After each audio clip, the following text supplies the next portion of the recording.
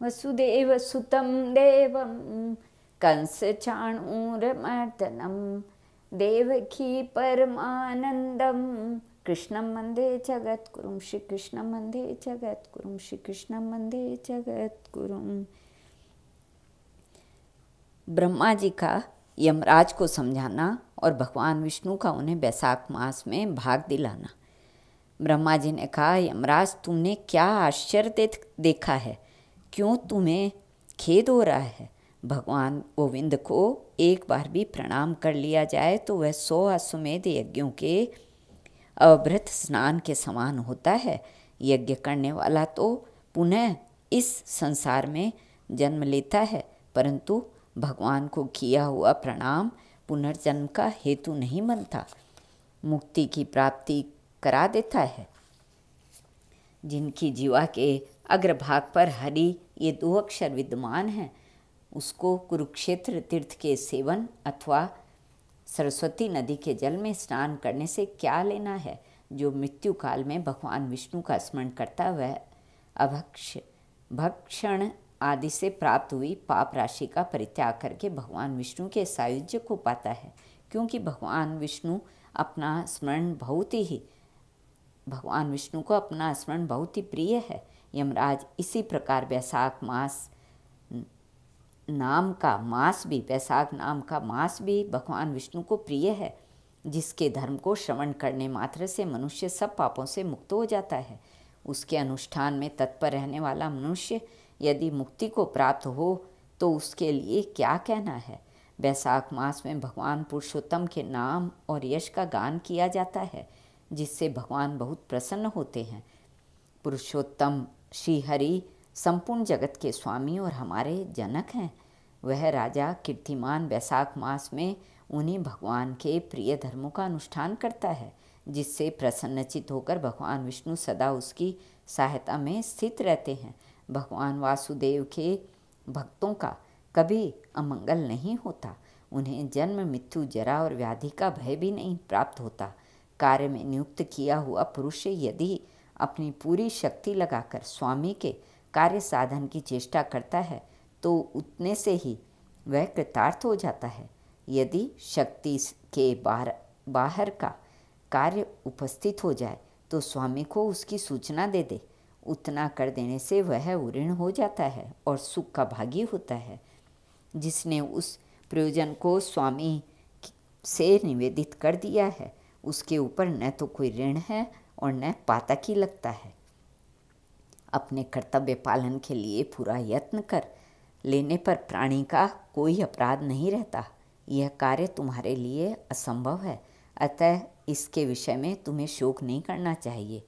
ब्रह्मा जी के ऐसा कहने पर यमराज ने दीन वाणी में कहा, तात, मैंने आपके चरणों की सेवा से ये सब कुछ पा लिया। तब ब्रह्मा जी ने पुनः समझाते हुए कहा, धर्मराज, राजा कीर्तिमान विष्णु धर्म के पालन में तत्पर हैं। चलो हम लोग भगवान विष्णु के समीप चले और उन्हें सब बात बतलाकर पीछे उनके कथनानुसार कार्य किया जाएगा। वे ही इस जगत के कर्ता, धर्म के रक्षक और नियामक हैं। इस प्रकार यमराज को आश्वासन देकर ब्रह्मा जी उनके साथ क्षीर सागर के तट पर गए। वहाँ उन्होंने सच्चिदानंद स्वरूप गुणातीत परमेश्वर विष्णु का स्तवन किया। ब्रह्मा जी की स्तुति से संतुष्ट होकर भगवान विष्णु वहाँ प्रकट हुए। यमराज और ब्रह्मा जी ने तुरंत ही उनके चरणों में मस्तक झुकाया। तब भगवान महाविष्णु ने मेघ के समान गंभीर वाणी में उन दोनों से कहा, तुम लोग यहाँ क्यों आए हो? ब्रह्मा जी ने कहा, प्रभु, आपके श्रेष्ठ भक्त राजा कीर्तिमान के शासन काल में सब मनुष्य वैशाख धर्म के पालन में संलग्न हो अपने अविनाशी पद को प्राप्त हो रहे हैं। इससे यमपुरी सूनी हो गई है। उनके ऐसा कहने पर भगवान विष्णु हंसते हुए बोले, मैं लक्ष्मी को त्याग दूंगा। अपने प्राण, शरीर, श्रीवत्स, कौस्तुभमणि, वैजंती माला, श्वेतद्वीप, बैकुंठ धाम, क्षीर सागर, शेषनाग तथा गरुड़ जी को भी छोड़ दूंगा, परंतु अपने भक्त का त्याग नहीं कर सकूंगा। जिन्होंने मेरे लिए सब भोगों का त्याग करके अपना जीवन तक मुझे सौंप दिया है, जो मुझ में मन लगाकर मेरे स्वरूप हो गए हैं, उन महाभाग भक्तों को मैं कैसे त्याग सकता हूँ। राजा कीर्तिमान को इस पृथ्वी पर मैंने 10,000 वर्षों की आयु दी है, उसमें से 8,000 वर्ष तो बीत गए हैं। शेष आयु और बीत जाने पर उसे मेरा सायुज्य प्राप्त होगा। उसके बाद पृथ्वी पर बेन नामक दुष्टात्मा राजा होगा, जो संपूर्ण वेदोक्त महाधर्मों का लोप कर देगा।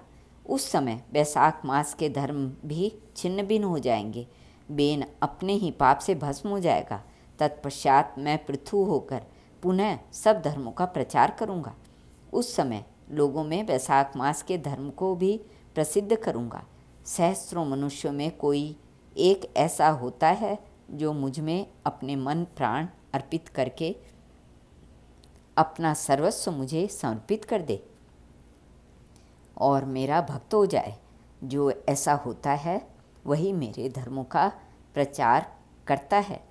इस वैशाख मास से भी मैं वैशाख धर्म में तत्पर रहने वाला महात्मा पुरुषों तथा राजा के द्वारा समयानुसार तुम्हारे लिए भाग दिलाऊंगा।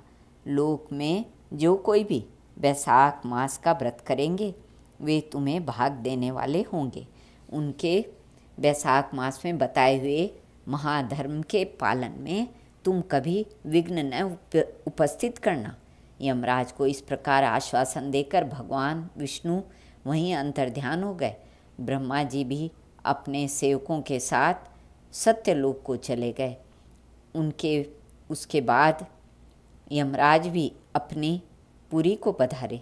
वैशाख मास की पूर्णिमा को पहले धर्मराज के उद्देश्य से जल से भरा हुआ घड़ा, दही और अन्न देना चाहिए। उसके बाद पितरों, गुरुओं और भगवान विष्णु के उद्देश्य से शीतल जल, दही, अन्न, पान और दक्षिणा फल के साथ कांसी के पात्र में रखकर ब्राह्मणों को देना चाहिए।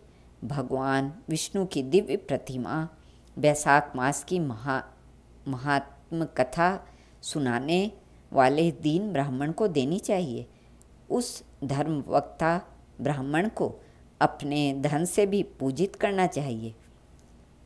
राजा कीर्तिमान ने सब कुछ उसी प्रकार किया।